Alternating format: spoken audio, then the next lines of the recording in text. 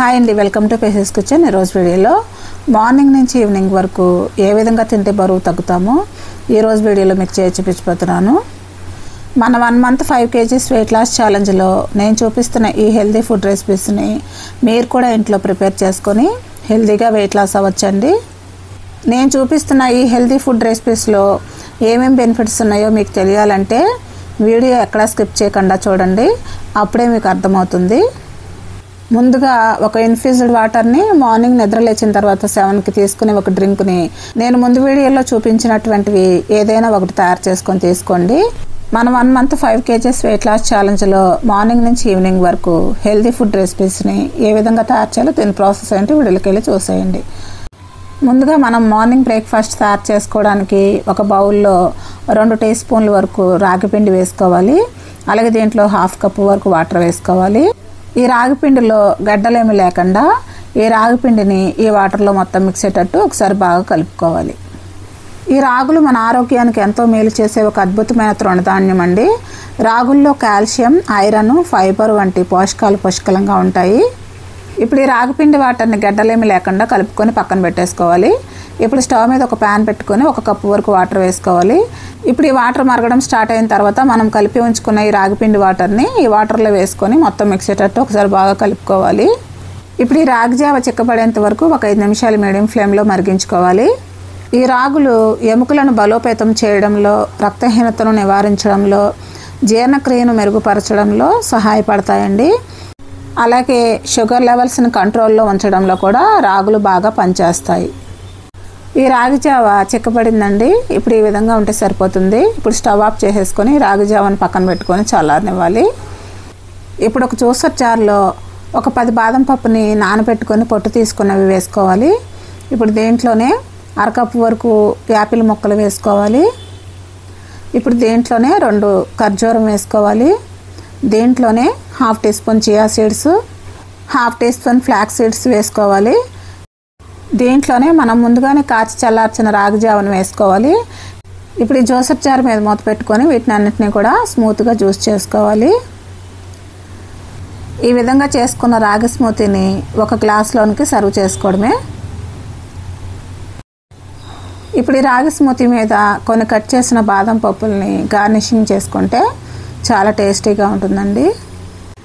అంతేనండి, మన హెల్తీ అయిన టేస్టీ అయిన రాగి స్మూతీ రెడీ అయిపోయింది. ఈ రాగి స్మూతీని మనం మార్నింగ్ బ్రేక్ఫాస్ట్కి 10 కల్లా తీసుకోవాలి.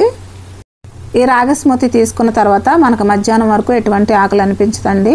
ఇప్పుడు మనం మధ్యాహ్నం లంచ్కి ప్రిపేర్ చేసుకోవడానికి కినోవా పలావ్ తయారు చేసుకోవడానికి ఇప్పుడు స్టవ్ మీద ఒక ప్యాన్ పెట్టుకొని 2 టేబుల్ స్పూన్ల ఆయిల్ వేసుకోవాలి. ఆయిల్ హీట్ ఎక్కిన తర్వాత 1 యాలక, 3 లవంగాలు, చిన్న దాల్చిన చెక్క, 1 బిర్యానీ ఆకు, 1/2 టీ స్పూన్ జీలకర్ర వేసుకొని వీటిని అన్నిటిని కొంచెం సేపు వేయించుకోవాలి. ఇప్పుడు దీంట్లోనే ఒక మీడియం సైజు ఉల్లిపాయని ముక్కలుగా కట్ చేసుకొని వేసుకోవాలి. దీంట్లోనే 2 పచ్చిమిర్చిని చీలికలుగా కట్ చేసుకొని వేసుకోవాలి. ఇప్పుడు వీటిని అన్నిటిని కూడా కొంచెం సేపు వేయించుకోవాలి. దీంట్లోనే 1 టేబుల్ స్పూన్ అల్లం వెల్లుల్లి పేస్ట్ వేసుకోవాలి. ఈ అల్లం వెల్లుల్లి పేస్ట్ని పచ్చివాసన పోయేంత వరకు కొంచెం సేపు వేయించుకోవాలి. దీంట్లోనే 1 మీడియం సైజు టమోటాని ముక్కలుగా కట్ చేసుకొని వేసుకోవాలి. ఇప్పుడు దీంట్లోనే 1/2 కప్పు బీన్స్ ముక్కలు వేసుకోవాలి. 1/2 కప్పు క్యారెట్ ముక్కలు వేసుకోవాలి. 1/2 కప్పు పచ్చి బఠానీ వేసుకోవాలి. ఇప్పుడు దీంట్లోనే 1/2 కప్పు పెసరపప్పుని ఒక అరగంట సేపు నానబెట్టుకొని దీంట్లో వేసుకోవాలి. ఇప్పుడు వీటిని అన్నిటినీ కూడా మొత్తం మిక్స్ అయ్యేటట్టు ఒకసారి బాగా కలుపుకోవాలి. ఇప్పుడు ఈ వెజిటేబుల్స్, పెసరపప్పు మగ్గడానికి వీటి మీద మూత పెట్టుకొని ఒక 2 నిమిషాలు కుక్ చేసుకోవాలి. ఇప్పుడు 2 నిమిషాలు అయిన తర్వాత మూత తీసి చూస్తే ఇప్పుడు ఈ వెజిటేబుల్స్, పెసరపప్పు బాగా కుక్ అయినాయండి. ఇప్పుడు వీటిని ఒకసారి బాగా కలుపుకొని ఇప్పుడు దీంట్లోనే 1 అరకప్పు కినోవా తీసుకొని కినోవాని 2-3 సార్లు శుభ్రంగా వాష్ చేసుకోవాలి. ఈ వాష్ చేసుకున్న కినోవాని ఒక అరగంట సేపు నానబెట్టుకొని దీంట్లో వేసుకోవాలి.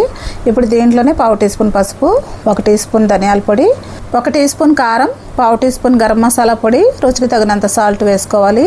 ఇప్పుడు వీటిని అన్నింటినీ కూడా మొత్తం మిక్స్ అయ్యేటట్టు ఒకసారి బాగా కలుపుకోవాలి. ఇప్పుడు దీంట్లోనే 1.25 గ్లాస్ వరకు వాటర్ వేసుకోవాలి. ఇప్పుడు ఈ వాటర్ని కూడా వీటిలో మొత్తం మిక్స్ అయ్యేటట్టు ఒకసారి బాగా కలుపుకోవాలి. ఇప్పుడు ఈ కినోవా పలావ్ మీద మూత పెట్టుకొని ఒక 10 నిమిషాలు కుక్ చేసుకోవాలి. ఇప్పుడు 10 నిమిషాలు అయిన తర్వాత మూత తీసి చూస్తే ఈ కినోవా పలావ్ బాగా కుక్ అయిందండి. ఈ కినోవా పలావ్లో మనం వేసుకున్న వాటర్ కరెక్ట్గా సరిపోయిందండి. ఈ కినోవా పులావు పొడి పొడిలాడుతూ చాలా బాగుందండి. ఇప్పుడు ఈ కినోవా పులావు రెడీ అయిపోయింది. ఇప్పుడు స్టవ్ ఆఫ్ చేసేసుకొని ఈ కినోవా పులావుని పక్కన పెట్టేసుకుందాం. ఈ కినోవా పులావులోకి ఒక రైతా తయారు చేసుకోవాలండి. దానికి ఒక గిన్నెలో ఒక అరకప్పు పెరుగు వేసుకొని గడ్డలు లేకుండా ఒక విస్కర్తో మిక్స్ చేసుకోవాలి. ఈ విధంగా స్మూత్గా మిక్స్ చేసుకున్న తర్వాత ఇప్పుడు దీంట్లోనే ఒక 3 టేబుల్ స్పూన్ల వరకు బీట్రూట్ తురుము వేసుకోవాలి. ఈ బీట్రూట్ తురుముని ఈ పెరుగులో మొత్తం మిక్స్ అయ్యేటట్టు ఒకసారి బాగా కలుపుకోవాలి. మనం పెరుగుని విస్కర్తో మిక్స్ చేసుకున్నప్పుడే మనం సాల్ట్ కూడా వేసుకొని బాగా కలుపుకోవాలండి. మనం ఎప్పుడు చేసుకునే ఆనియన్ రైతా, కీరా రైతానే కాకుండా బీట్రూట్ రైతా కూడా తయారు చేసుకోండి, చాలా టేస్టీగా ఉంటుంది. ఇప్పుడు ఈ విధంగా తయారు చేసుకున్న ఈ బీట్రూట్ రైతాని ఒక కప్పులోకి సర్వ్ చేసుకోవాలి. అంతేనండి, ఎంతో హెల్తీ అయిన టేస్టీ అయిన బీట్రూట్ రైతా రెడీ అయిపోయింది. ఇప్పుడు మనం మధ్యాహ్నం లంచ్ ప్లేటు సర్వ్ చేసుకోవాలి. ఇప్పుడు మనం కుక్ చేసుకున్న కినోవా పులావుని ఒక కప్పు వరకు పెట్టుకోవాలి.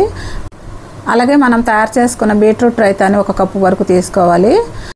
అలాగే వీటితో పాటు కొన్ని కీరా ముక్కలు కూడా సర్వ్ చేసుకోవాలి. అంతేనండి, ఎంతో హెల్తీ అయిన టేస్టీ అయిన మన మధ్యాహ్నం లంచ్ ప్లేట్ రెడీ అయిపోయింది. ఇప్పుడు మనం లంచ్ని మధ్యాహ్నం 1 గంటకల్లా తీసుకోవాలండి.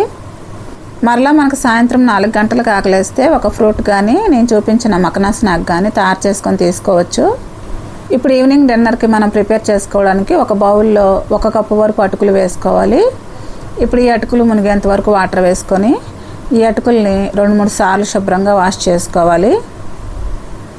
ఇప్పుడు మనం తీసుకునే అటుకులు కొంచెం థిక్గా ఉంటే బాగుంటుందండి. ఇప్పుడు ఈ అటుకుల్లో దుమ్ము కానీ ఏమైనా ఉంటే 2-3 సార్లు శుభ్రంగా వాష్ చేసుకుంటే పోతాయి. ఇప్పుడు ఈ అటుకులు కొంచెం మునిగేంత వరకు వాటర్ వేసుకోవాలి. ఇప్పుడు ఈ అటుకుల మీద మునిగేంత వరకు వాటర్ వేసుకున్న తర్వాత ఇప్పుడు ఈ అటుకుల మీద మూత పెట్టుకొని ఒక 10 నిమిషాలు పక్కన పెట్టుకొని నాననివ్వాలి. ఇప్పుడు 10 నిమిషాలు అయిన తర్వాత మూత తీసి చూస్తే మనం వేసిన వాటర్ని ఈ అటుకులు బాగా పీల్చుకొని బాగా మెత్తబడియండి. ఇప్పుడు ఒక మిక్సీ జార్ తీసుకొని ఈ మిక్సీ జార్లో ఈ నానిన అటుకుల్ని ఈ మిక్సీ జార్లో వేసుకోవాలి. ఇప్పుడు ఈ అటుకుల్లోనే ఒక 1/2 కప్పు వరకు పెరుగు వేసుకోవాలి. ఇప్పుడు దీంట్లోనే కొంచెం వాటర్ కూడా వేసుకోవాలి. ఇప్పుడు ఈ రెండింటిని కూడా మెత్తగా మిక్సీ పట్టుకోవాలి. ఈ విధంగా మెత్తగా మిక్సీ పట్టుకున్న అటుకులు పెరుగు బ్యాటర్ని ఒక బౌల్లోకి ట్రాన్స్ఫర్ చేసుకోవాలి. ఈ బ్యాటర్ని బౌల్లోకి ట్రాన్స్ఫర్ చేసుకున్న తర్వాత ఇప్పుడు దీంట్లోనే 1/2 కప్పు వరకు తురిమిన క్యారెట్ వేసుకోవాలి. ఇప్పుడు దీంట్లోనే సన్నగా కట్ చేసిన క్యాప్సికమ్ ముక్కలు 1 కప్పు వరకు వేసుకోవాలి. దీంట్లోనే సన్నగా కట్ చేసిన ఉల్లిపాయ ముక్కలు 1 కప్పు వరకు వేసుకోవాలి. దీంట్లోనే 1 టేబుల్ స్పూన్ అల్లం ముక్కలు, 2 టేబుల్ స్పూన్లు పచ్చిమిర్చి ముక్కలు, కొంచెం కొత్తిమీర ఆకులు వేసుకోవాలి. ఇప్పుడు దీంట్లోనే 1 కప్పు వరకు శనగపిండి వేసుకోవాలి. దీంట్లోనే 1/2 టీ స్పూన్ పసుపు, 1/2 టీ స్పూన్ కారం, రుచికి తగినంత సాల్ట్ వేసుకోవాలి. ఇప్పుడు వీటిని అన్నిటినీ కూడా మొత్తం మిక్స్ అయ్యేటట్టు ఒకసారి బాగా కలుపుకోవాలి. ఈ పిండి కొంచెం గట్టిగా ఉంటే కొంచెం వాటర్ వేసుకొని కలుపుకోవచ్చండి. మనం కలుపుకునే ఈ పిండి మరీ గట్టిగా కాకుండా మరీ పల్చగా కాకుండా ఈ విధంగా ఉండాలండి.